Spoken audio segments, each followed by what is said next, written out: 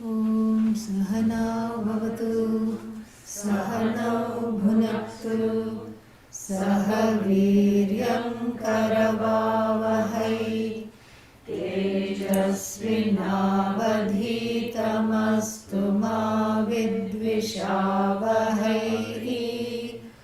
Om Shanti Shanti Shanti. First is Vakya Vrtti, correct? So here the student is ordering the teacher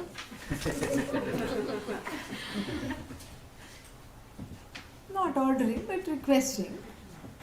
I want everything in short. Yeah. Don't make this into a 12-year course. Don't have time for that. I want everything yesterday. Chop, chop. Quick, quick. And give it to me right now, because after all I've been waiting for so long. So don't keep me in suspense. Who done it, etc. Because no time for all that. I want it right now. And the Guru has a sense of humor, as we will see. So the Guru, not to be outdone, the teacher tells everything in one sentence. In one shloka, the whole vision is given. And the student has to eat his words. Okay? So we'll see that. It's kind of fun.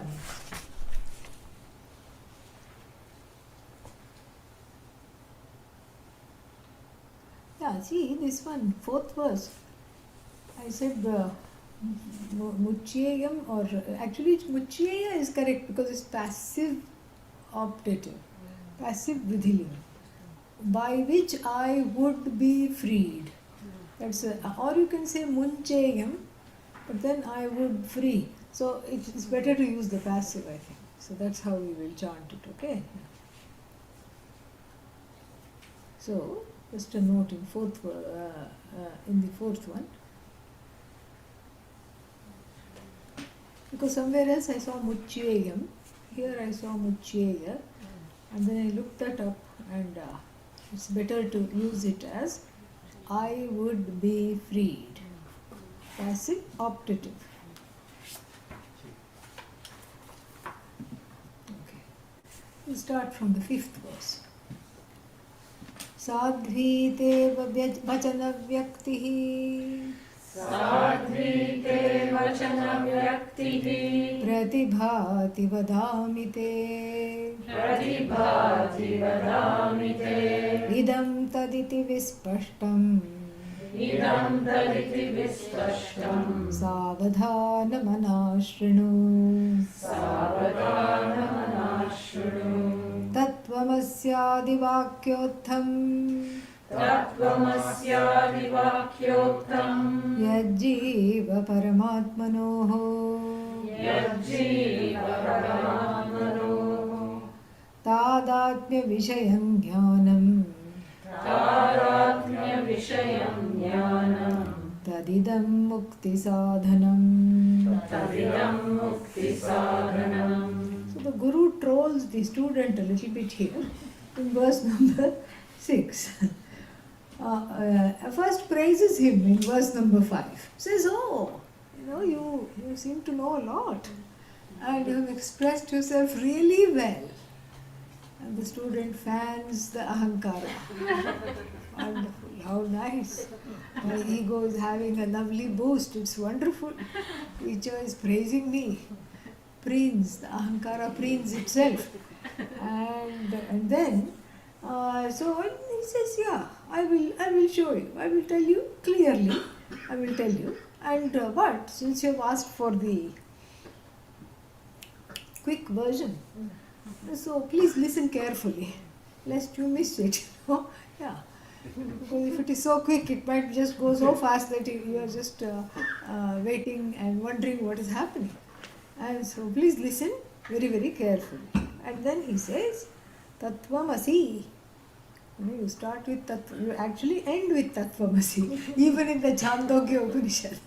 Tattvamasi means you are Bhagavan, you are Ishvara, you are one with everything. All that is there you are one with. And that is the end point. But here, since the student said, I want quickly now, the teacher says, okay. Tattvamasi starts with that. Tattvamasi Adi. Adi means it's only one sentence, Tattvamasi. Like this, there are other, what should I say, short sentences called Mahavakya, which unfold the oneness between the complaining jiva and the oneness that the jiva is seeking, Ishvara. And that Ishvara, the non-complaining Ishvara, who is the jiva, who is the truth of oneself really. And so this one says, well, like this there are many sentences. And what do those sentences do? Tattvamasyadi Vakya Uttham. They give, Uttham means given rise. So they give rise to a certain kind of a knowledge, which erases the ignorance connected to the self. Being exposed to which erases the ignorance connected to the self, and that's what So, and then Vakyottham. So what does this do? These sentences like Tattvamasi, etc. Yat, this kind of a sentence, Jiva Paramatmanoho Tadatmya Vishayam Jnanam. So they unfold the Tadatmya. Tadatmya means identity. Identification of the Jiva with Paramatma. Jiva is who? Any person, any individual is called Jiva. Even animals are called Jivas. So many Jivas, so little time. Everybody is a Jiva. But here it means human beings because the animals haven't come to class. And so and even if they came, they don't need this knowledge because they are better off than we are. They are happy being who they are if they are left undisturbed and not abused. They are happy being who they are. And even if we are left undisturbed, we will think something is wrong with us. Why is nobody coming? Why is nobody talking to me? This is what happens. And so here the jiva means any individual, any individual being, but here it means who? The human being, because this is addressed to the human jivas. So jiva paramatmanoho. So the jiva is not happy no matter what. I want to be everything all at once. How is that possible? You pervade this small body and an even smaller brain. How is this possible to be all pervasive? You cannot be all pervasive. Well, I really want to be all pervasive. There is a kind of a conflict. My yearning, the yearning of the jiva is to be one with everything, and at the same time the jiva is identified with the body, mind, sense complex, which is finite, with the ahankara, the I notion, which is even more finite, and with everything. The jiva is surrounded by finitude but wants to kick that off. So the unification has to be on a different level other than the body-mind complex. It cannot be at the level of the body. This knowledge that one is talking about. So the teacher says, the knowledge that is born of the scriptures and of specific sentences such as Tattvamasi, then the knowledge that is born, which is the subject matter of Vedanta, Vishaya Jnanam, Jivatmanoho Jiva Paramatmanoho Vishaya Jnanam, Tadatmya Vishaya Jnanam. It is the subject matter of Vedanta. The subject matter of this knowledge is the oneness between the hapless, hopeless, jaded, faded Jiva and the free of complaints Ishvara. This is that oneness that one is seeking. This is the oneness that one wants. This is the oneness that it is already there. And that is the subject matter of Vedanta, and that's what it is. And this is the knowing this knowledge, understanding this is what is called Mukti Sadhanam. Sadhanam means Mukti, freedom. Freedom from what? From feeling that one is bound. You see, this is a very peculiar knowledge.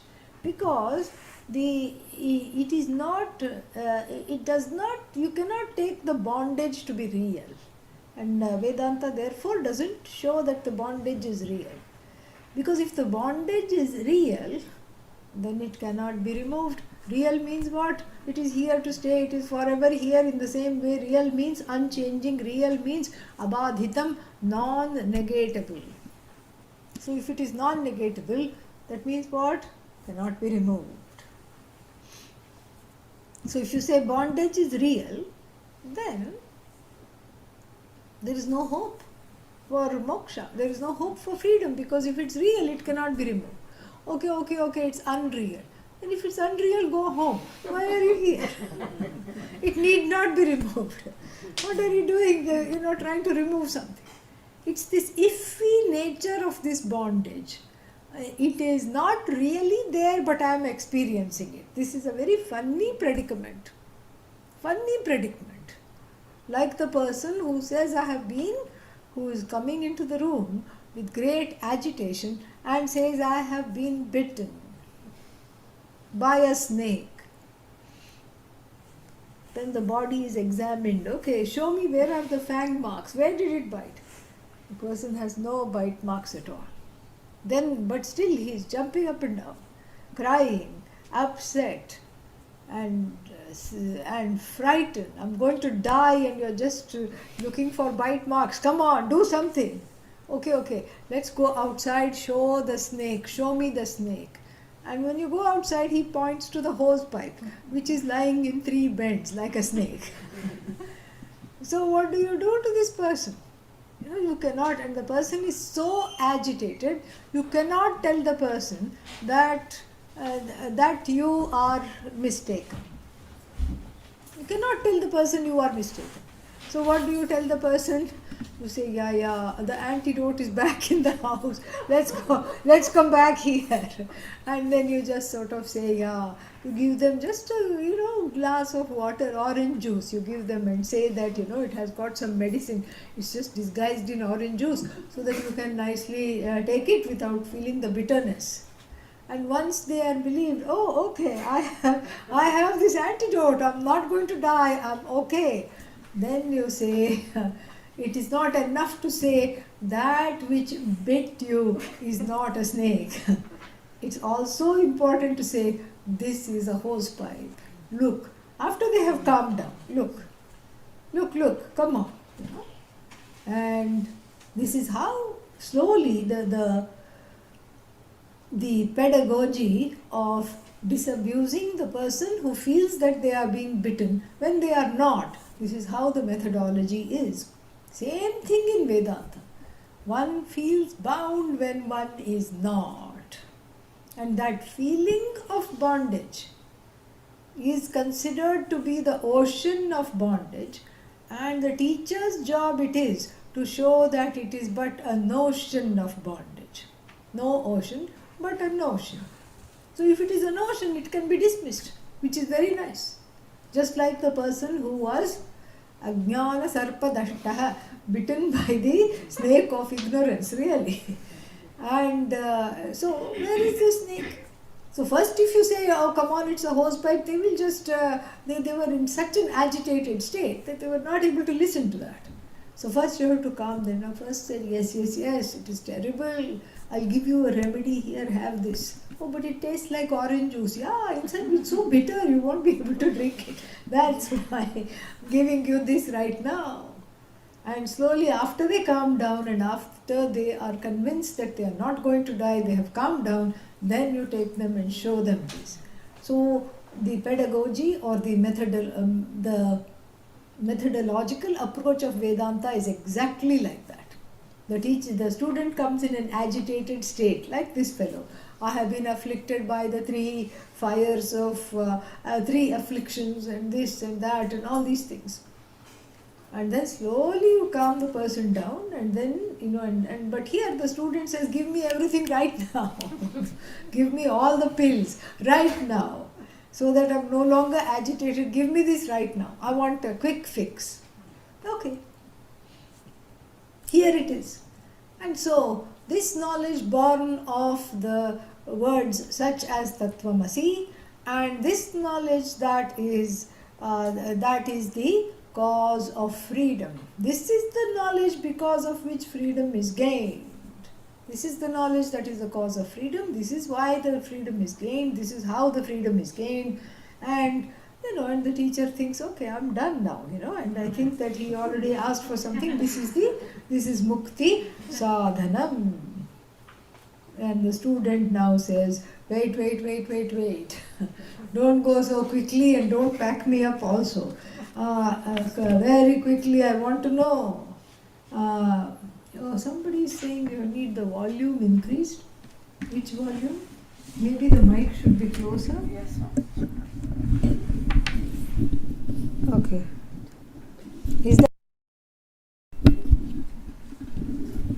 Is that better? Is the volume okay? Please show some signs of life. Yeah. Okay.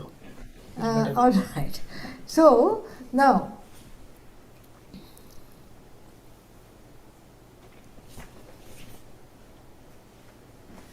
he says, the student now says, wait. Ko jivah kaf parashchatma तादात्म्यं वा कथन्तयोः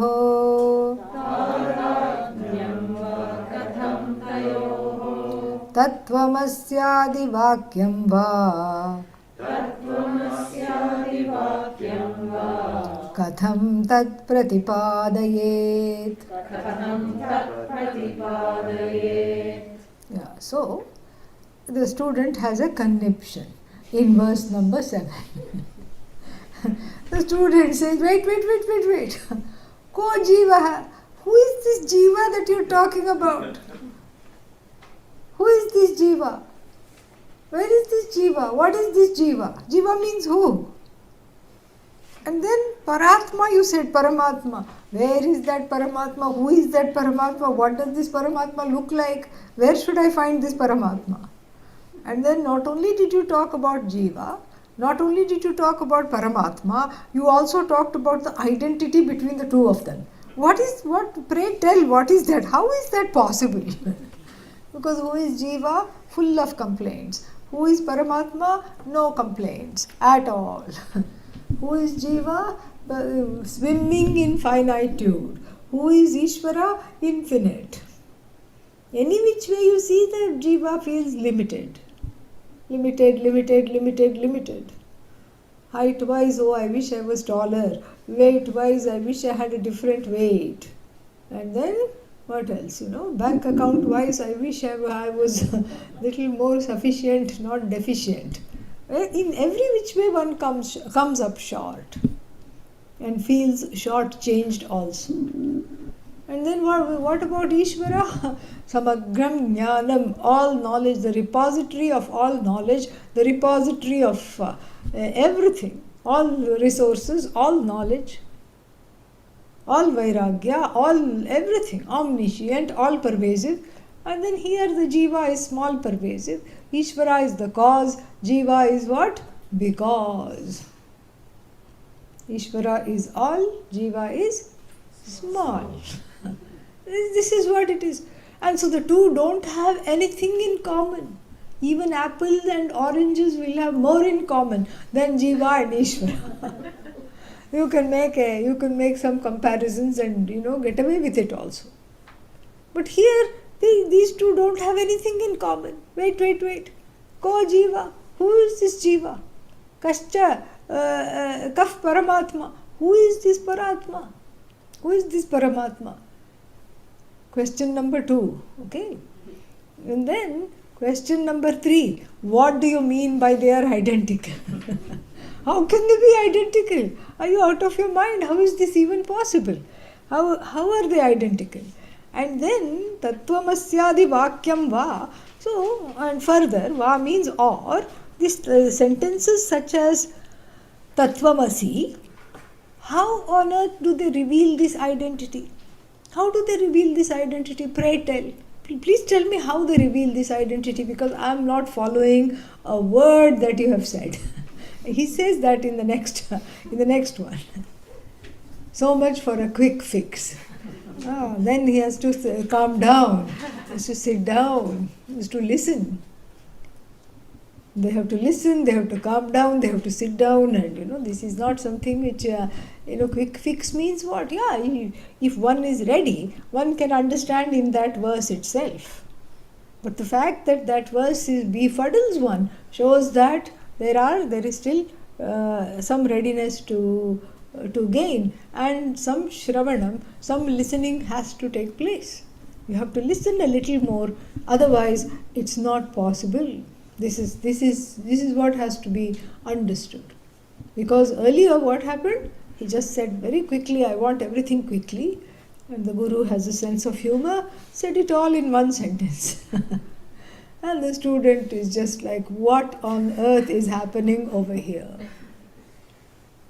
Because you see, when you say you are Ishvara, it is not the direct and immediate meaning of the term. That would be silly. First of all, who has gone and seen Ishvara? No one. Is there an Ishvara or not? Nobody knows. Nobody has gone and seen and clicked a selfie with Ishvara, me and Ishvara together. Here, look. It's not possible. Why? Because there is no Ishvara other than you outside of you. You here doesn't mean the body, mind, sense complex. You here means that awareness. That awareness which obtains in this body, mind, sense complex as I am, I know, I am. That is that consciousness, that is that awareness. You are conscious of the body, you are conscious of the mind, you are conscious of the senses, you are conscious of everything around you. Everything becomes evident to you. You are self-evident consciousness. This same consciousness is the cause of the universe. How can it be other than you? There is only one consciousness, non-dually one consciousness. And that has, as it were, projected, so to speak. Again, so to speak means we have to permanently have our hands like this. And if I have my hands like this, who will hold the microphone? So that you can hear. So you can imagine, always, in quotation, as though, so to speak. This is what it is. So we have to look at this in a particular way, in the sense that we are looking, there is a source. There is a source which is spread, which inheres every single name and form. Whatever has presence, when we say pot is, meaning what? Pot is present. So pot has presence. We say the presence does not belong to the pot.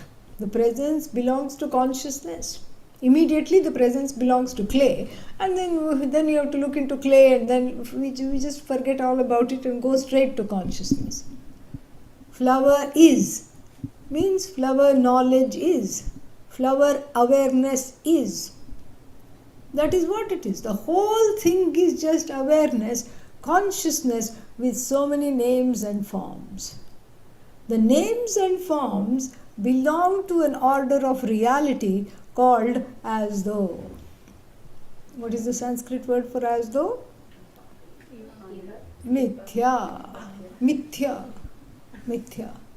Mithya means it's not false. Then again, that means what? My body is false. Then, then you get another complex. I have a false body.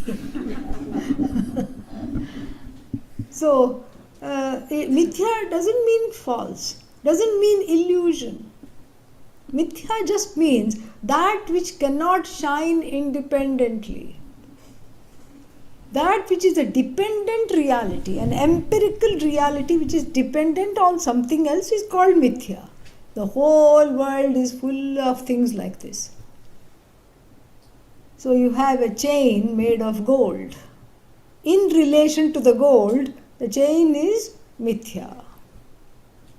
Because the chain, for its very being, depends upon gold. Similarly, the pot, for its very being, depends upon clay. No clay, no pot. The whole pot is nothing but clay. Whole pot is clay. It is not that the clay is sitting on top of the pot or underneath the pot or in the pot. There is no sitter and sat upon. No. there is just clay, which is now manifest in the form of pot, now manifest in the form of a cup, now in the form of a saucer, now in the form of a Krishna figurine. Same clay. And if you know, the Chandogya Upanishad says, if you know clay, you know the whole world of earthenware. You don't have to do a PhD on each item made of clay. You can if you want, but you don't have to. You don't need to do that, because you know the whole world of earthenware is nothing but clay, clay, clay. If you go to the jewelry shop, everything is just gold, gold, gold, gold, gold. This is what is mithya. Chain, bangle, what else? Earring, nose ring, every other, everything, whatever one wears, is all, draws its presence from gold, is sustained by gold, and then resolves into gold. Gold alone is. Chain is an incidental manifestation of gold. Once somebody invited Pujya Swamiji to inaugurate a jewelry shop. These are the, occupational hazards of being a Swami. And so he went. He went and cut the ribbon or whatever had to be done. And he entered the shop, did a little puja there, incense, light, everything, lamp, everything was done. And then the devotee, the owner of the jewelry shop, said, please take one thing, just to bless me. Are you sure? Yes. Please take just one thing. And so that, everything else will go well. Just take whatever you want. Swamiji first said, what will I do with gold? I don't really. What will I do with all this? It's not that I'm wearing a nose ring and, all these things. No, Swamiji, please take one thing. Are you sure? Are you ready for this? Yes. Okay, you keep the ornament, I'll take the gold, Swamiji said. The man was neither prepared for that, nor prepared for the, was not expecting a sudden Vedanta lesson right then and there. He wasn't expecting a Vedanta lesson at all. But suddenly, in that moment, he understood what was going on. And had Swamiji taken away the gold, it would have been the shortest inaugurated shop in history, because you would have to close it down. No gold, no ornament. The entire ornament is dependent upon the gold for its very being. The weight of the ornament does not belong to the ornament, it belongs to gold. The shine of the ornament does not belong to the ornament, it belongs to gold. And so there is no such thing called ornament, except as far as we are talking about the empirical reality, that which is available for objectification, that which has a shape, a name, a form. That which is a word and a meaning. So ornament is a word and a meaning. It's a word whose meaning we all share and understand. It is there, but it is not the ultimate reality. Gold is the ultimate reality. Same thing, clay, pot. Clay is the reality for pot. But then if we then go and look at gold, then it will end up in Brahman. It will end up in that which is consciousness itself. This is where it will end up. Because where else will you go? Either it will end up in a infinite regress. Tree seed, tree seed, tree seed, tree seed. Another tree, another seed, another tree, another seed, either like that. Or it has to end up somewhere in Brahman. That is, somewhere where you don't know, you say, that because all the things that we do know are objectified. They are objects which you can hold in your paws, which you can look at, which you can objectify with your sense organs or inference. But here, this consciousness is you. This Ishvara that we are talking about is you.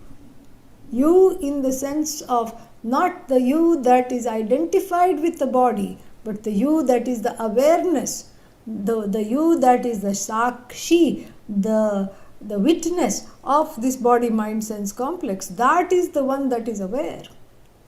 That is the you that the Vedanta reveals. That is the you that is being talked about, and that is the you that is being connected to or identified with Ishvara, the source. So that is where the student had to go. And so you see, this mithya is the empirical reality is called mithya. It is objectifiable, all right. It is you can make it into an object. It is objectifiable, but then it is not the ultimate reality. It is simply an expression of that Sat, that source, which is non-separate from you, which is identical with you. And that is what is called Sat. That consciousness is called Sat. And everything else that consciousness populates is called Mithya. The name and the form is called Mithya. That's how it is. It's like some kind of a pastry with some filling in it. And without the filling, the pastry will taste so bland and boring. And with the filling, it tastes wonderful. And that filling we call Purna, fullness. That's all we say. That is what makes something exciting, makes something whole, makes something wonderful.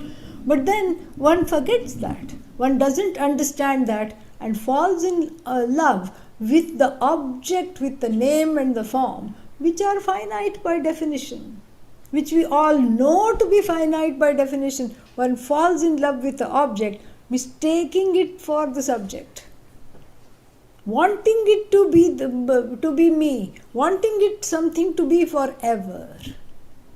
It's not the thing that the person loves, it's the forever that the person loves. And that forever is already you. And not knowing that, one keeps getting disappointed each time an object is altered, each time an object is comes to an end. Each time it comes to an end, the person is upset, the person is disappointed, the person is wading through a puddle of tears. Why? Why did this happen? Why is it ending? What is going on? And therefore, this knowledge is extremely necessary, just even for the sake of one's sanity. The Satyam Mithya difference is very, very useful. And all this has to be taught. And here the teacher has given it in a very precise form. In verse number, Verse number 6. Very precise form. And all this has to be revealed in detail. Thankfully, we have a few more verses, so no problem. So all this has to be revealed systematically. And how is this knowledge connected with freedom? Freedom from what? It's connected with freedom because I think of myself as finite, and finitude, a sense of finitude, leads to a sense of bondage. And bondage is something that I cannot tolerate. I want to be free. Everybody wants to be free. And so one good thing this pandemic has done is you work from home, which is you can pretend you don't have a boss. Okay, you can just keep on working from home. And in a way, it has contributed to people feeling a little freer. But then the bondage takes over a different form because you don't have any space between work and home. Home is work, work is home, you don't know when to stop. That is another problem which will be discussed another time. Okay, so for now, this is, this is more in the form of an equation. The term Tattvamasi is in the form of an equation. That has to be cognitively understood and assimilated. It is not in the form of something to be believed. It is an equation. If a child is told, 5 plus 4 is equal to 100 minus 91, the 8-year-old is going, what? How is that possible? Here on the left hand side we have single digits, on the right hand side we have double digits, plus sign this side and minus sign that side. How can the two be the same? And if the child says, okay teacher, I believe you, that is, I have full shraddha, I have faith, and I'm going to just sort of say, because you, I believe you. That doesn't work. The child has to resolve each side. And an equation is like that. If I say 5 plus 1 is equal to 5 plus 1, that's not an equation. Because it's obvious. It's obvious. An equation is that which has an overt difference but an underlying identity. The equation has to be resolved, discovered. This is also like an equation. Here the hopeless, hapless, complaining fellow called Jiva, and there the glorious Ishvara, the cause of the universe. One is feeling I am because, and the other one is the source. One is coming under the spell of all kinds of universal laws, starting with the weather. That's why it's called weather, because you don't know whether it will rain or not, and that's why it's called weather. And so starting with the weather, starting with this, so universal laws. One is under the spell of all kinds of universal laws, including the law of karma. That is also a law. So what to do here? This is something which is very, very intense. And then the one who is under the spell of the universal laws is told, you are one with the maker of those laws, or rather the one who is manifest as those laws. That Ishvara. Very difficult. And so this has to be understood properly, and in fact verse number 6 is just the topic, the subject matter of all the things that are going to come. In fact, the whole Vakya Vrtti is the unfoldment of Tattvamasi Mahavakya. But then the student freaks out, as we saw. Who is this Jiva? Jiva? Who is this Jiva? I don't see any Jiva. Who is this Jiva? And then, when you said Paramatma, he's listened carefully, because then he just asks 5-6 questions just based on that one verse. And then, Tadatmyam, what is the equation between the two? I don't see any possibility of any equation. And then, Tattvamasyadi Vakyam Va, how will these Mahavakyas, how will they unfold the identity? All this I do not know. The teacher continues to have a sense of humor.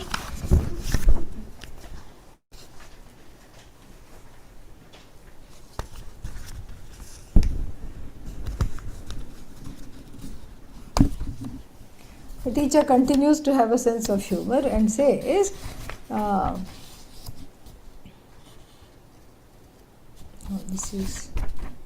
this we have done here, and says,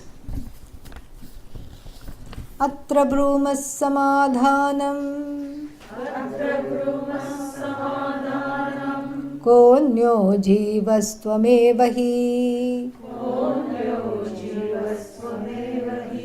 yastvam pritchasi ma koham mam koham brahmaivasina samshayah.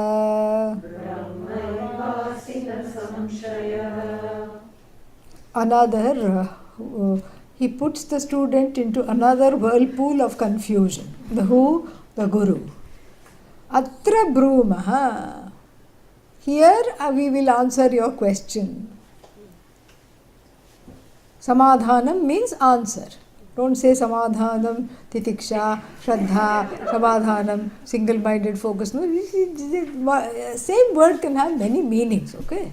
Yeah. So here Samadhanam means answer. Here is the answer that we are going to talk about. We are going to answer your questions. And what was the question?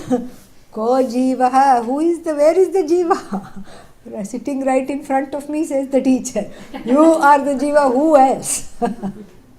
The jiva is you because you are asking the question, and in asking the question you are behaving like a typical jiva.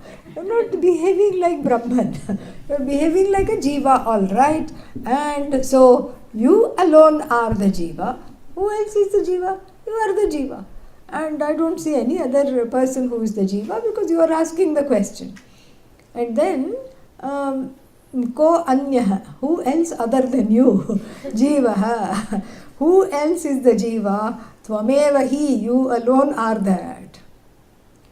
Yaha tvam prichhasi. Yaha tvam prichhasi. The one that is asking this question. Mam kaha. Mam means me. Yaha tvam prichhasi mam. The one who is asking me. Ko aham. Who am I? The one who is asking. That one is alone the jiva. You are the jiva. And then the answer to the question, who am I, which you have asked, is that you are Brahman alone.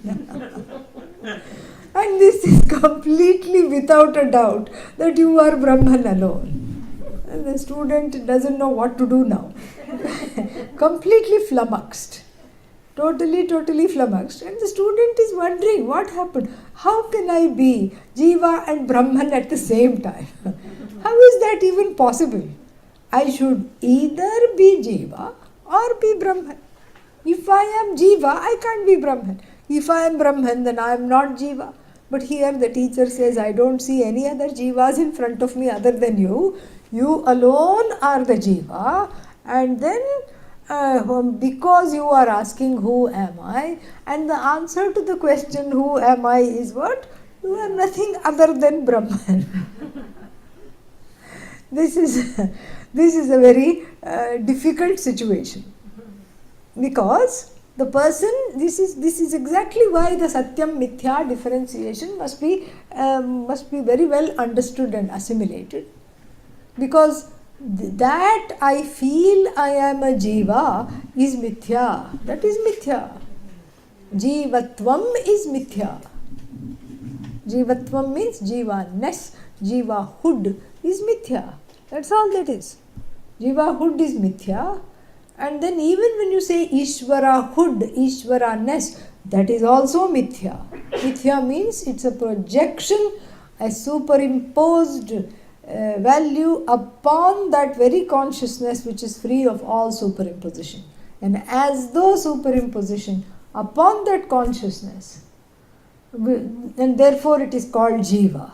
In a particular body, with reference to a particular what is called upadhi, a body, mind, sense complex, a container, it is called jiva. Just like when we have a crystal and you put a red cloth behind it, you say, oh, red crystal. But really, is the crystal red? No. It's just lending its presence to just take on the redness, as it were, without really becoming red. Why? Because now you're going to put yellow cloth. And then what? Then it looks to be yellow, without becoming yellow. So too, this jiva is got this epithet, and checks all the definition, complains a lot, yes. Is always dissatisfied, yes. And has insomnia at night, yes. Is always worried, yes. Disgruntled, yes. Querulous, yes. Permanently in the form of a question mark, yes. Checks out all the definitions of what the jiva is. But then this is an as though expression of that Satchidananda, of that Brahman, of that reality, which is manifest in the form of this mithya. So one thing we know about mithya, wherever there is mithya, it is not at all far away from sat. Yatra yatra mithya, tatra tatra sat. Wherever there is mithya, there is only sat. Only sat is there. Mithya is as though. But you can't say it the other way around. Wherever there is sat, there is mithya. No. So wherever there is pot, clay has to be there. Wherever there is ornament, gold has to be there. But you can't switch it and say wherever there is gold there must be an ornament. No. If you look in a smuggler's suitcase, there will just be gold bricks. There will not be any ornaments. They are not going to, waste making charges and all, carry all these heavy ornaments. They like their gold biscuit form, in biscuits. Biscuits and bricks. And it will be in the false lining of the suitcase. In India, it's a very big thing. People keep on, every day we hear that the customs officers have raided, and then some person who looked very shifty as they were passing through this green lane. Green lane means I have nothing to declare. And they were passing through this green lane and they look very shifty, and the customs officers know psychology, and then they know who to catch. And so they caught this person. First they couldn't find, but then it was sewn into the sides of the suitcase in a false bottom or the false sides or something like that. Only about 12 bricks, big gold bricks, a dozen gold bricks. So it doesn't, gold need not be in the form of ornament. But whenever you see ornament, gold is always there, but not the other way around. When you see gold, you don't expect an ornament all the time. Same way, when you see clay, don't say where is the pot. It may not be there. But if you see pot, you can immediately say where is clay, or if it's a brass pot, where is the metal, where is this, whatever it is. The substantive and the attribute. Substantive is gold, attribute is the chain. Substantive is clay, pot is an attribute. Our problem is we confuse the attribute for the substantive. In fact, our language mimics our ignorance. A chain made of gold is called what? Golden chain.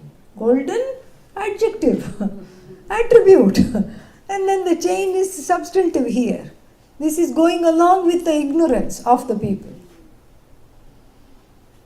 It should be chain and gold. Yeah, then it is correct. It should be chainy gold or chain and gold or something like that. Because the gold is the substantive, the chain is an attribute, the bangle is an attribute, nose ring, ear ring, everything is an attribute. But we don't see it that way. This is the mistake that is even, even manifest in the language. So, this is the problem. When the Sat and Mithya are not understood, that's why the poor student is totally flummoxed. What is this Jiva? So if this Jiva, if I am the Jiva, and then how can you in the same breath say you are Ishvara? Because the student is only used to finite things, occupying a certain time and a T1 and time 1, space 1, object 1. This is what one is used to. The question of all pervasive is not very easily understood. That is reserved for things like space, air. But then if one is told you are all pervasive, one promptly spaces out. And this is exactly what happens to the student here. Now, then the student's agitation, we see in verse number 9. Padarthameva janami nadyapi bhagavan sphutam aham brahmeti vakyartham Pratipadye katham vada. So, vada means please teach. Usually it means speak, but here it means teach. Teach me. Padartham eva janami. Pada means word. Artha means meaning. Janami means I know. So what is the student saying? I know the meaning of the words? No, there is a na after janami. Na janami. Because it's poetry, it is put elsewhere. Usually the negation comes before the word. Padartham eva na janami. Not even the meaning of the word Brahman I understand. Or the meaning of the word Jiva, obviously, I understand. Adya api, even now. Even now means, even though you have explained in 2-3 verses, it has all gone like a plane over the head. It has just gone over the head. And I haven't understood anything. Nothing at all I have understood. O Lord Bhagavan. Bhagavan means the teacher is respectfully addressed as Bhagavan. Sputam means clearly. So if I don't understand even a single word, how can I understand Tattvamasi? I can't. I can't understand Tattvamasi. Those are the 3 words. And then usually, when the words are strung together, you don't, they mean something else than the words themselves. The sentence has a different meaning in addition to the words. So if I don't understand the words and their meaning, how will I understand the sentence Tattvamasi? And then you have equated me with Brahman on top of that. So forget Tattvamasi, now explain to me how I am Brahman, and then maybe we can talk a little more, but this has just gone completely over the head. This is why we love this student, because there is a candor, there is an intellectual honesty. Whereas somebody else might have said, yeah, I understand everything, and quietly gone away and not come back the next day. It's easy enough to do. Yes, got it. Been there, done that. I have studied Vakya Vrtti. I have studied this, I have studied that. Nothing more is left. Good, I'm done. So what did you study? Oh, that you have to experience yourself. I suggest you go and sit with a teacher just like I did. Somebody can go off like that. But here the student is very keenly aware of her ignorance and wants to overcome that ignorance, and also very frankly says, I have no idea what you're talking about. No idea at all. Zero idea. I have just not the faintest clue what you are saying. And that's how it is in the beginning. In the beginning, if everybody understands everything, then, people like us would be out of a job. Yeah. What else, what am I going to do? And so therefore, in the beginning you don't understand, and that's okay. Because one is unfamiliar with the concepts, number one. And then one has certain pet ideas of what one is, which comes into conflict, so to speak, which comes into direct conflict with what the Upanishad is telling. And sometimes one wants both. I want to be finite, and then I want to be infinite. Both. How is that possible? No, somehow make it possible. Because I want all the things that the finitude has. But at the same time, I'm sick of finitude. I want to be infinite. So these are all the areas like landmines where these are places of resistance, places of block. And some of these blocks are individual, based on one's own history and based on one's own karmic trajectory. Some of the blocks are societal. Growing up in a particular society, it is almost certain that those blocks will be there. And some of the blocks, are there because of certain family. So being raised, socialized in a certain way, there are certain resistances, certain blocks. So it's not that this knowledge is difficult. It is neither easy nor difficult, it simply is. It is something to know and understand, to go away, to be free of sorrow, pain and fear. This is what needs to be understood and inhabited, assimilated. But to understand that is not difficult. But what is difficult is to let go of the obstacles, especially the inner obstacles that arise. What are these inner obstacles? Because the I notion is a very big obstacle. The I notion is used to commandeering the body, the mind and the senses, and thinking of it itself as a Raja, a royal personage. I am the ruler of the body, I am the ruler of the mind, I am the ruler of the senses.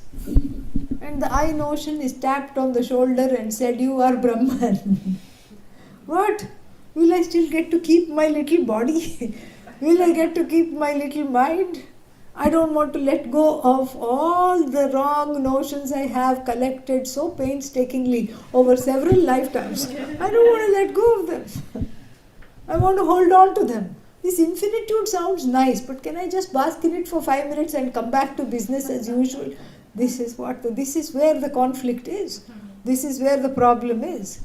The mithya ahankara is the I notion is taken to be satyam, taken to be real. So therefore the reality called this consciousness, this Brahman, is not understood, in fact rejected outright, either covertly or overtly. This is the problem. And so here the student also is just in a complete, he's totally befuddled. And then he says, okay, now tell me how I can be Brahman. How on earth can I be Brahman? Please tell me. Why? Because I haven't understood a single word of whatever has gone on till now. You see, and there is also not just candor and intellectual honesty, there is also a lot of bravery here, courage.